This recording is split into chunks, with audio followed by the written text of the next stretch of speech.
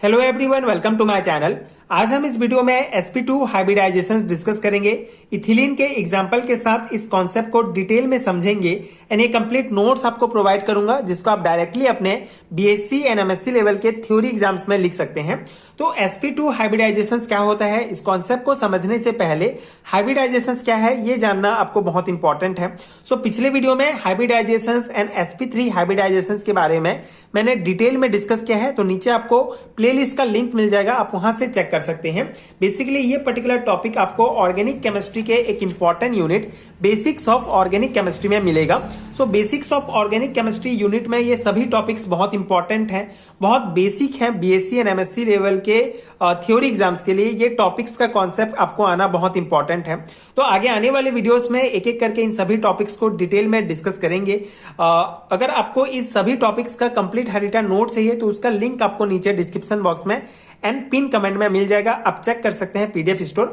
अब स्टार्ट करते हैं हाइब्रिडाइजेशन क्या होता है, एक बार रिकॉल कर लेते हैं हाइब्रिडाइजेशन का कॉन्सेप्ट। तो बेसिकली किसी भी एटम के दो ऑर्बिटल आपस में कंबाइन होकर आपस में मिक्स होकर दो नए ऑर्बिटल बनाते हैं, इसी प्रोसेस को हाइब्रिडाइजेशन कहा जाता है।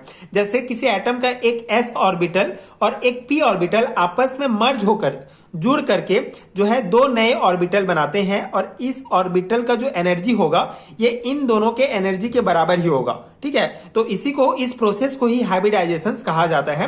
बेसिकली ये s और ये p ऑर्बिटल आपस में जब मिलेंगे तो ये जो नए ऑर्बिटल बनाएंगे इनका नाम चेंज हो जाएगा, ठीक है। इसका हो जाएगा sp ऑर्बिटल और इसका भी हो जाएगा sp ऑर्बिटल, ठीक है। तो इसी प्रकार दो ऑर्बिटल के जुड़ने से नए बने ऑर्बिटल को जो है हाइब्रिड ऑर्बिटल कहा जाता है और इस पूरे प्रोसेस को हाइब्रिडाइजेशन कहा जाता है। सो sp2 हाइब्रिडाइजेशन क्या होता है?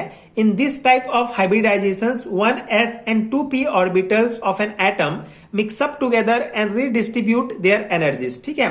तो sp2 हाइब्रिडाइजेशन में इसके नाम से ही स्पष्ट है, एक s ऑर्बिटल और दो p ऑर्बिटल आपस में मिक्स होकर अपने एनर्जीज को जो है रीडिस्ट्रीब्यूट करते हैं। बेसिकली दोनों का जो एनर्जीज होता है ऑलमोस्ट सेम होता है, तो अपने एनर्जीज को रीडिस्ट्रीब्यूट करके जो है एक नए हाइब्रिड ऑर्बिटल बनाते हैं, इसी को ही sp2 हाइब्रिडाइजेशन कहा जाता है, ठीक है।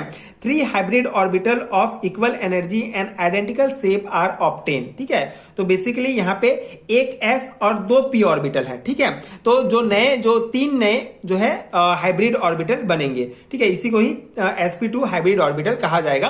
And this hybrid orbital lie in one plane at an angle of 120 degree and are directed towards the three corner of a regular triangle with an atom in the center of the triangle, and therefore a molecule involving in this type of hybridization is trigonal and planar, ठीक है।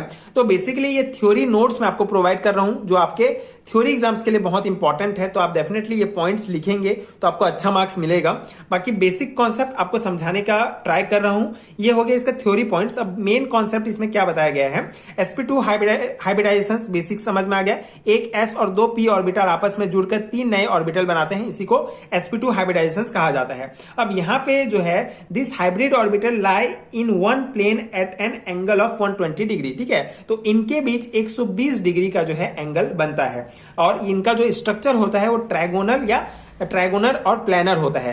अब इसका example देख लीजिए, sp2 hybridisation is illustrated by structure of ethylene, ठीक है।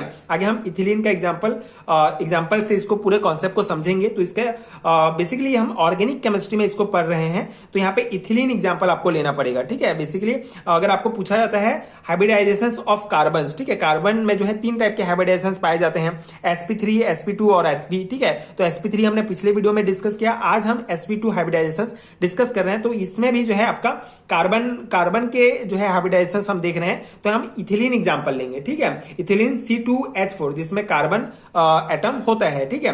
तो ethylene का एग्जांपल में आप देखेंगे कि 1s और 2p ऑर्बिटल, ठीक है, मतलब इथिलीन का एग्जांपल आगे हम डिस्कस करेंगे। यहाँ पे बेसिक कॉन्सेप्ट sp2 हाइब्रिडाइजेशन का आपको ये जानना है कि ये 1s हो गया, ये 2px और 2py, ठीक है। ये जो है ये तीनों जो है ऑर्बिटल आपस में जुड़कर इस प्रकार के ट्राइगोनल शेप बनाते हैं। इसे sp2 हाइब्रिडाइजेशन होता है, ठीक है इनमें। और इन ये जो ऑर्बिटल है इनके बीच 120 डिग्री का जो है कोण बनता है। And each sp2 hybrid orbital possesses 33.33% s character and 66.6% p character, ठीक है। s और p कैरेक्टर से जो है sp2 हाइब्रिडाइजेशन बना है। तो ये जो हाइब्रिड ऑर्बिटल है, ये जो ट्रायगोनल शेप है, इसका जो कैरेक्टर की अगर बात करें तो एस कैरेक्टर 33.33% है और पी कैरेक्टर 66.6% है। और यहाँ पे जो है इनके बीच जो है 120 डिग्री का एंगल बना हुआ है। ये हो गया बेसिक sp2 का। अब हम एग्जांपल से इसको समझते हैं। इथिलीन, ठीक है, इथिलीन का एग्जांपल हम लेंगे C2H4, ठीक है। तो the electronic configuration of carbon in excited state is, carbon का एटॉमिक नंबर 6 होता है। तो इसका जो एक्साइटेड स्टेट में जो इलेक्ट्रॉनिक कन्फिगरेशन होता है ये होता है 1s2, 2s1, 2px1, 2py1, 2pz1, ठीक है। मतलब यहाँ पे 4 अनपेयर्ड इलेक्ट्रॉन है जो हमने पिछले वीडियो में डिटेल में समझा है, ठीक है। कार्बन का किस प्रकार से पूरा किस प्रकार से ग्राउंड स्टेट में होता है, किस प्रकार एक्साइटेड स्टेट में होता है। तो आपको बेसिक ध्यान रखना है कि कार्बन के एक्साइटेड स्टेट का इलेक्ट्रॉनिक कन्फिगरेशन इस प्रकार होता है। In the formation of ethylene molecule, each carbon atom undergoes sp2 hybridizations, ठीक है। तो in the formation of ethylene के फॉर्मेशन, इथिलीन मॉलिक्यूल के फॉर्मेशन में जो जैसे यहाँ पे 2 कार्बन है इथिलीन मॉलिक्यूल में, तो हर एक कार्बन जो है sp2 हाइब्रिडाइज होता है, ठीक है।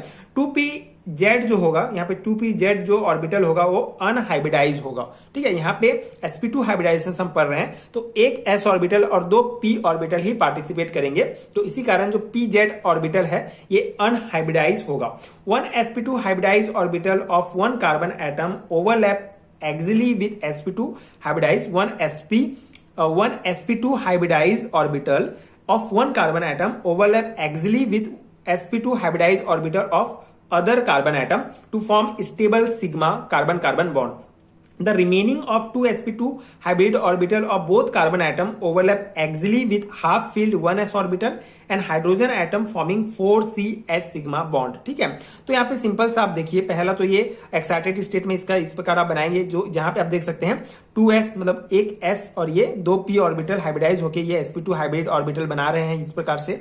और ये जो pz है 2pz ऑर्बिटल है ये अनहाइब्रिडाइज है। अब यहाँ पे जो है आपको बॉन्ड ध्यान रखना पड़ेगा, ये इथिलीन का जो है स्ट्रक्चर है, ठीक है। ऑर्बिटल पिक्चर ऑफ इथीन, जिसे इथिलीन को ही इथीन भी कहा जाता है, इथीन मॉलिक्यूल का ये ऑर्बिटल पिक्चर है जहां आप देख सकते हैं। यहाँ पे देखिए कि यहाँ पे ये जो थ्योरी पॉइंट्स है वही बताया गया है। कार्बन कार्बन के बीच सिग्मा बॉन्ड बना हुआ है और यहाँ पे जो जैसे ये एक कार्बन का जो है sp2 हाइब्रिडाइज है, ठीक है। मतलब कि एक कार्बन है जिसमें ये 3 जो है, एक कार्बन है जिसमें ये 3 ऑर्बिटल्स हैं, ठीक है। तो ये जो इथिलीन मॉलिक्यूल में ये जो दो कार्बन है ये हाइड्रोजन के साथ इस प्रकार से हाइब्रिडाइज हैं और ये सिग्मा बॉन्ड यहाँ बना हुआ है। यहाँ सिग्मा बॉन्ड, ये सिग्मा बॉन्ड, ये सिग्मा और ये सिग्मा बॉन्ड, ठीक है। मतलब टोटल 5 सिग्मा बॉन्ड है। और जो अनहाइब्रिडाइज है, ठीक है, ये जो है अनहाइब्रिडाइज जो ऑर्बिटल p ऑर्बिटल है ये इस प्रकार से जुड़े हुए हैं, पाई बॉन्ड बनाए हुए हैं, ठीक है। तो यहाँ पे आप देख सकते हैं, यहाँ पे कार्बन और हाइड्रोजन के बीच जो है सिग्मा बॉन्ड है, ये कार्बन हाइड्रोजन के बीच सिग्मा बॉन्ड और इनके बीच एक सिग्मा बॉन्ड और ये पाई बॉन्ड, ठीक है। तो इस प्रकार से 5 सिग्मा बॉन्ड और ये पाई बॉन्ड बने हुए हैं, ठीक है। तो the unhybridise orbital 2pz of 1 carbon atom overlap sidewise with the similar orbital of the other carbon atom to form weak pi bond. The pi bond consists of 2 equal electron cloud distributed above and below the plane of other atoms, ठीक है। तो ये वही बताया गया है unhybridised orbitals के बारे में कि ये जो है आपस में जो है साइड वाइज ओवरलैप करके पाई बॉन्ड बनाते हैं, ठीक है। साइड वाइज ओवरलैप करके पाई बॉन्ड बनाते हैं, ठीक है। And thus in ethylene all the 6 atoms forming S bonds lie in our plane and P bond is at a plane perpendicular to the plane of 6 atoms, ठीक है। तो ये theory points है और ये इसका बेसिक जो है ऑर्बिटल पिक्चर है। तो आई होप आपको समझ में आ गया होगा। बस इतना ही कॉन्सेप्ट है। आपको कार्बन का जो इलेक्ट्रॉनिक कन्फिगरेशन है एक्साइटेड स्टेट में ये पता होना चाहिए। उसके बाद इस प्रकार से जो है sp2 हाइब्रिडाइजेशन होता है, ये अनहाइब्रिडाइज होता है। तो जो हाइब्रिड ऑर्बिटल होते हैं वो सिग्मा बॉन्ड बनाते हैं, और जो अनहाइब्रिडाइज ऑर्बिटल है, ठीक है, वो साइड वाइज ओवरलैप करके जो है पाई बॉन्ड बनाते हैं। तो इस प्रकार से कार्बन कार्बन के बीच ये सिग्मा बॉन्ड, कार्बन हाइड्रोजन, चार हाइड्रोजन से कार्बन जुड़े हुए हैं ऑर्बिटल, तो उनके बीच सिग्मा बॉन्ड बनता है और ये जो है पाई बॉन्ड बनेगा। ठीक है, तो इस प्रकार से ये जो है बेसिक हो गया हमारा C2H4 मॉलिक्यूल का किस प्रकार फॉर्मेशन होता है। अब यहाँ पे एक पॉइंट इंपॉर्टेंट है, the various bond parameter are as follow. ठीक है, तो यहाँ पे हमने देखा कि बहुत सारे जो है बॉन्ड बन रहे हैं। ठीक है, यहाँ पे बहुत सारे बॉन्ड बन रहे हैं, तो उनके बीच जो पैरामीटर्स हैं, ठीक है, जो वेरियस बॉन्ड पैरामीटर्स हैं उनको आपको जानना इंपॉर्टेंट है। तो यहाँ पे देख सकते हैं कार्बन डबल बॉन्ड कार्बन, ठीक है, तो कार्बन डबल बॉन्ड कार्बन के बीच जो बॉन्ड लेंथ होता है वो 134 पिकोमीटर होता है, और कार्बन और हाइड्रोजन के बीच, ठीक है, तो यहाँ पे देख सकते हैं कार्बन कार्बन के बीच जो डबल बॉन्ड है उसका जो बॉन्ड लेंथ होगा वो 134 पिकोमीटर होगा, and carbon hydrogen bond length होगा 109 पिकोमीटर। ठीक है, हर एक कार्बन हाइड्रोजन के बीच जो बॉन्ड लेंथ होगा ये 109 पिकोमीटर होगा, एंड ईच कार्बन हाइड्रोजन या हाइड्रोजन कार्बन मतलब कि ये हाइड्रोजन या फिर ये जो बॉन्ड होगा इनका जो बॉन्ड एंगल होगा वो 120 डिग्री का होगा। ठीक है, जो हमने देखा है, ठीक है, पिछले वाले स्ट्रक्चर में भी हमने इसको डिस्कस किया है। जो ट्रायगोनल शेप होता है उसमें हमने देखा है कि जो हाइड्रोजन कार्बन के बीच जो बॉन्ड एंगल होगा वो 120 डिग्री का होगा, and total carbon bond dissociation energy जो होगा इन बॉन्ड के बीच जो डिसोसिएशन पाई बॉन्ड के बीच जो डिसोसिएशन एनर्जी होगा वो 614 किलो जूल पर मोल होता है। As pointed out earlier, pi bond is weaker than the sigma bond। ठीक है, ये एक पॉइंट बहुत अच्छे से आपको याद रखना है कि जो पाई बॉन्ड होता है ये सिग्मा बॉन्ड से वीक होता है, since the electron involved are more diffuse in space in the molecular form of a cloud, the presence of such a bond in ethene make it highly reactive in nature।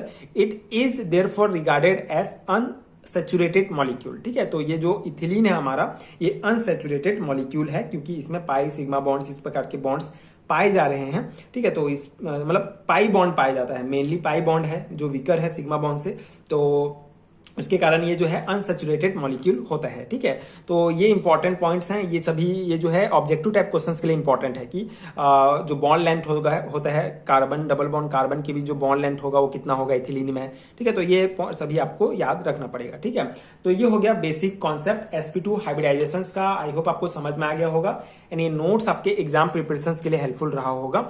अगर आपको basics of organic chemistry के ये सभी topics के detail notes चाहिए तो नीचे आपको लिंक मिल जाएगा, आप चेक कर सकते हैं, एंड स्क्रीन पर दिख रहे व्हाट्सएप नंबर में भी मुझे कांटेक्ट कर सकते हैं। वहां भी आपको बीएससी एंड एमएससी लेवल के सारे हैंडरिटन नोट्स प्रोवाइड हो जाएंगे। नोट्स पेड है तो आपको सर्टेन अमाउंट पे करना पड़ेगा, उसके बाद आपको नोट्स मिल जाएगा। तो ये है बेसिक ऑफ ऑर्गेनिक केमिस्ट्री का एक इंपॉर्टेंट टॉपिक sp2 हाइब्रिडाइजेशंस। अगले वीडियो में हम sp हाइब्रिडाइजेशंस के बारे में डिस्कस करेंगे।